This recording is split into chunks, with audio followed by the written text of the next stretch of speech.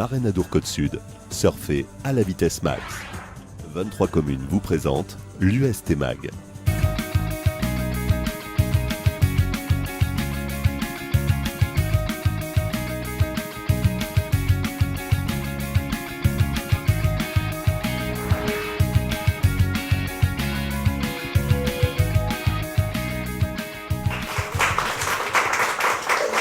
Bonjour et bienvenue pour le numéro 2 de UST Mag en direct du peuple La Fougère. D'abord un petit clin d'œil à notre ami Eric Lespard qui a un petit problème de santé, mais je vous rassure, il sera là pour le numéro 3. Par contre, aujourd'hui, nous allons, avec notre invité Nicolas Mazas, bonjour Nicolas. Bonjour. Nous allons revenir sur ce match Tyros-Orthez, mais d'abord, vous êtes le manager général de cette équipe de Tyros. Quel est un peu votre rôle ? Comment peut-on qualifier ce que vous faites ? Quelles sont les relations que vous pouvez avoir avec les entraîneurs ? Alors ce rôle, tout d'abord, il est très intéressant et très excitant. La première des choses, ça a été de mettre en place tout un staff technique, 2 entraîneurs de l'équipe 1, 2 entraîneurs de l'équipe B, un préparateur physique, d'élaborer avec eux les grandes lignes d'un projet sportif et d'un projet de jeu, et ensuite de les mettre dans les meilleures conditions possibles pour qu'ils s'expriment au mieux. Est-ce que vous intervenez dans la composition de l'équipe, dans les entraînements, quelles sont vos relations spécifiques avec eux ? Alors, j'ai voulu qu'il y ait beaucoup de communication et d'échanges entre nous, parce que ça me semble primordial. Donc on échange beaucoup sur les compositions d'équipe, sur le jeu que l'on essaie de faire, les améliorations que l'on peut toujours donner. Maintenant, les entraîneurs, c'est eux qui sont sur le terrain et ils ont une grande liberté puisqu'on est d'accord sur le jeu que l'on veut pratiquer. Donc je leur laisse beaucoup de liberté. Vous êtes un peu la relation entre le staff et, les dirigeants et les entraîneurs ? Oui, on peut dire ça comme ça. J'essaie d'être là pour mettre tout le monde dans les meilleures conditions possibles, qui puisse évoluer dans une structure agréable. Donc voilà, j'essaie de faire le lien aussi avec les dirigeants, le président, de toujours être à l'écoute des joueurs, des entraîneurs. Alors nous allons revenir sur ce match Tyros-Orthez avec une équipe de Tyros qui n'a pas été peut-être pas excellente en touche. On le voit d'ailleurs sur ces images. Oui, tout à fait. La balle n'est pas bien maîtrisée. Malgré ça, on récupère le ballon et on avance.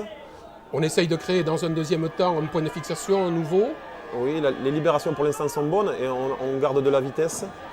Et là, voilà, ça se gâte. Les Orthésiens nous embêtent sur la libération. Et il va peut-être y avoir encore un nouveau pick and go, une nouvelle faute, des Orthésiens, alors que le joueur Tyrosais rampe. Voilà, il n'aurait pas dû ramper, il a tellement voulu aller derrière la ligne qu'il se fait sanctionner. Une nouvelle touche encore à 5 mètres, encore un relais excellent des avants, on n'est pas loin de la ligne et puis on se fait repousser. Ouais, le lancement est très bon aussi, on échoue à 2 mètres de la ligne. Et là on se réorganise. On essaie de se réorganiser. Les avants qui créent un nouveau point de fixation et Orthez qui encore fait une faute, mais il y a un petit en avant Tyrosais. Un en avant, il y en a eu beaucoup hier.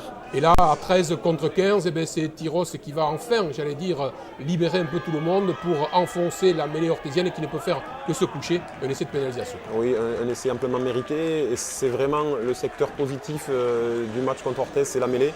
Même si là on était en supériorité numérique, ça a été un secteur très positif. Alors cette mêlée, on la voit sur une dernière action encore à la fin de cette mi-temps, avec là les 3 quarts qui prennent le ballon. Tout à fait. Bon lancement de jeu aussi, Adrien Marbeau qui vient dans la ligne et qui franchit. Et puis encore un en avant, une fois de plus, diable de petite faute. Une libération mauvaise et l'action s'interrompt. Alors si on fait une analyse de cette première mi-temps, on s'attendait à ce que Tyros batte largement le dernier de la poule et puis Orthez n'est peut-être pas venu pour aérer le jeu. Oui, c'est vrai, on le savait, on savait qu'Orthez venait pour limiter la casse, on va dire, en employant une stratégie à la limite de la faute tout le temps. Malgré ça, on avait envie de produire notre jeu habituel, mais on n'a pas réussi hier. Orthez qui avait été le premier à vous arrêter dans votre marche en avant, depuis le début de la saison, vous aviez concédé le nul. Oui, le match aller avait été un peu identique, on avait quand même dominé, mais on n'avait pas su concrétiser nos actions et on avait fait match nul là-bas.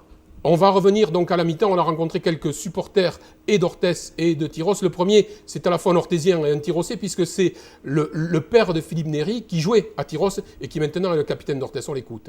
Orthez, vu leur position, ils sont venus pour brouiller les cartes ici et ils font un match de démolition, mais bon, c'est très triste, quoi. Enfin, Orthez avait peur de prendre 40 points, je pense, et ils viennent pour détruire. Petit match. petit match. Voilà, c'est une bonne analyse. Et puis on va retrouver aussi un deuxième supporter. Alors là, j'allais dire un vrai tirocé, mais ils se regroupent, je crois, ils retrouvent à peu près la même tonalité, la même analyse. Nous n'avons absolument rien vu des deux côtés. Les Ortésiens ils sont venus quand même pour pourrir le match. Et, voilà, et nous, on n'a pas su s'adapter, tout simplement. Et je pense qu'il faudrait jouer un peu plus devant pour pouvoir après envoyer la cavalerie qui est quand même, je pense, supérieure aux Ortésiens. Voilà, ils savent bien analyser tous, ils l'ont bien compris. Alors, on va revenir maintenant sur cette deuxième mi-temps du match où on s'imaginait que les Tirocés pouvaient complètement tuer le match, comme on dit, passer cette équipe d'Orthez, et puis non, malgré de nombreux cartons jaunes et encore cette touche, j'allais dire, au bénéfice des Tirocés. On essaye de s'organiser une nouvelle fois et on va perdre le ballon. En fond de touche, la prise est bonne, mais voilà, la libération n'est toujours pas parfaite et l'arbitre nous sanctionne sur un ballon gardé au sol une nouvelle fois.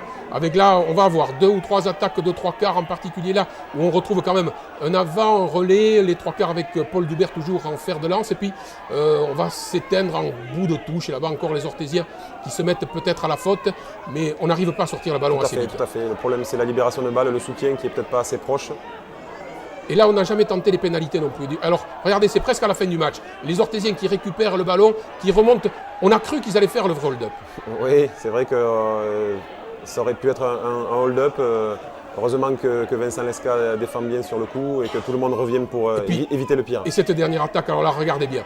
Un contre au pied magistral mené sur plus de 40 mètres. Il est tout seul, il est devant. Il prend tout le monde de vitesse. Il va prendre le ballon. Voilà le dernier défenseur. Et là, il est plaqué sans ballon. Normalement, il y a essai de pénalité. On le voit. L'arbitre est gentil.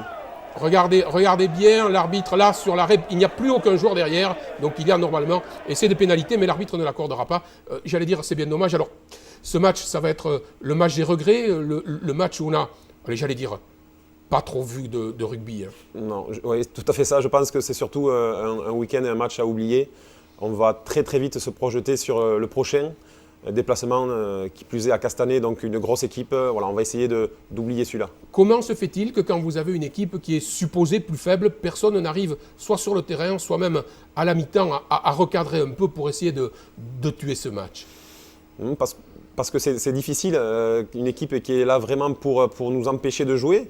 Peut-être que stratégiquement, on aurait dû aborder le match différemment, comme le dit un des supporters, jouer peut-être plus devant, à 8, essayer de les mettre à mal à 8 et de prendre des points au pied. On a un jeu ambitieux, donc on a envie d'essayer de produire du jeu, mais c'est vrai que sur des jours comme hier où c'était quand même un jour sans, on n'a pas réussi à le mettre en place, donc c'est décevant. Alors devant, la mêlée, j'allais dire, était bonne, heureusement, hein, c'était le point positif du déplacement de Lille. Là, les Tirocés se sont un peu retrouvés. Par contre, la touche a été complètement déficiente, on va le voir sur quelques images. Là, c'est une touche, une pénale touche qui est au bénéfice des Tirocés avec un lancer pour les Tirocés.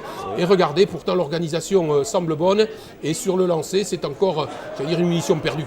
Oui, tout à fait, une occasion de plus ratée pour aller derrière la ligne. Le contre orthésien a bien lu notre touche et vient nous contrer. Alors là, on essaye aussi de se réorganiser derrière et d'avancer, mais on n'y est pas arrivé. J'allais dire, que de regrets pour ce match. Et on va d'ailleurs entendre l'entraîneur d'Orthez, lui n'était pas très heureux, hein, parce qu'il considère qu'il y a eu beaucoup de fautes qu'eux ont faites, mais il estime que l'arbitre, avec 4 cartons jaunes, 2 cartons jaunes et 2 cartons blancs, ne les a pas quand même facilités dans leur jeu. Content d'un côté parce qu'on repart avec un point positif, donc c'est assez satisfaisant sur l'investissement comme il est garçon. Un peu de frustration aussi parce qu'on a passé beaucoup de temps en infériorité numérique. Je ne pense pas qu'on aurait mérité tout ça. Je veux dire, à un moment donné, je ne sais pas si on arbitre le premier comme le dernier de la même façon. C'est la question que je me pose ce soir. Mais satisfait par contre de l'investissement et de l'engagement comme il est garçon ce soir. Et après Tyros, c'est quand même une grosse équipe, une grosse machine. Donc aujourd'hui, par rapport à ça, je pense qu'on peut être content d'avoir pris ce point de bonus. Et je souhaite à l'UST le meilleur parcours possible. On se retrouve dans un instant après la pub pour parler de la suite du championnat. Eurofilm Productions vous invite à découvrir le tout premier DVD des Brigades d'Hypire. Passe une girafe, chou. On la chope. Enregistré en public au théâtre du Péglet de Mont-de-Marsan. Tout y a du cours Merde, j'ai pris des boules, pip, pap, pip. Découvrez sur scène et en costume les personnages du village de Roquepouille. Du Cournot. Dico non. Et vous, comment vous appelez-vous? Mokhtar Zalhaoui Bey.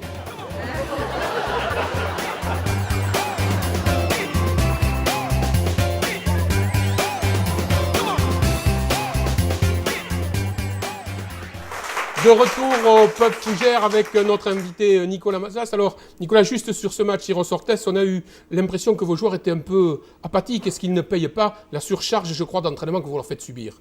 C'est vrai qu'on a la chance d'avoir une belle marge d'avance au niveau des points et donc on s'est permis de se projeter un petit peu sur les phases finales, donc de leur faire subir une grosse charge de travail. J'espère que c'était ça qui les a un petit peu endormis, mais bon, c'est la réalité quand même. On a trouvé une excuse. Alors on va retrouver Madame Levert, Madame Labeillerie qui nous donne ses impressions sur ce match. Je crois que c'était à la mi-temps. Le premier supporter, c'est peut-être un peu présomptueux, mais c'est vrai que je suis une fidèle du club depuis de nombreuses années et que j'essaie de faire les déplacements dans la limite des possibilités. J'ai entendu parler du nouveau magazine, je l'ai même vu sur le site. Max Dando est un excellent président et franchement tout ce qu'il fait pour le club aujourd'hui, je voudrais l'en féliciter personnellement et au nom de mon équipe municipale. Alors Nicolas, juste une dernière question. Je crois que les matchs vont se terminer autour du 26 juin. Vous avez l'intention peut-être de monter en Pro D2. Est-ce que ça ne sonnera pas trop tard pour faire un bon recrutement? Ce qui est sûr, c'est ça, c'est que la date de la finale, c'est le 26 juin. Les équipes qui monteront en Pro D2, elles le seront le 19 au soir. Donc c'est sûr que ces équipes-là on ne leur facilite pas la chose pour l'accession en Pro D2. Maintenant, nous à Tyros, il n'y aura pas de grand chamboulement si on monte. Moi, ce qui m'intéresse, c'est de fonctionner avec ce groupe de joueurs-là qui le méritent. Essayer de venir améliorer avec 4-5 recrues potentielles. Mais voilà, on ne changera pas tout à Tyros. Alors le classement, bien sûr, c'est Tyros qui est premier avec 18 points d'avance sur le second qui est Castanet. Tiens, Castanet, c'est le prochain match de Tyros. Je crois que c'est exemple pour le 22. Par contre, le prochain match, ça sera le 27. Ce match, comment le voyez-vous? C'est un gros match. C'est un rendez-vous qu'on s'est fixé avec le staff, avec les joueurs, comme l'était Lille. C'est une très très belle équipe, un gros pack, une grosse conquête, un gros affrontement en vue. Donc on va s'y préparer de la meilleure façon. Merci Nicolas d'avoir répondu à notre invitation. Et puis pour nous, rendez-vous le 29 février pour le numéro 3 du ST Mag. Avec Marraine Adour Côte Sud, surfez à la vitesse max.